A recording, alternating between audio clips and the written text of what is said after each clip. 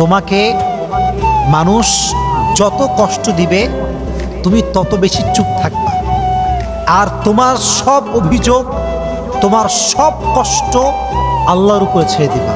মনে রাখবা, জালেমের দিন একদিন না একদিন শেষ হবে।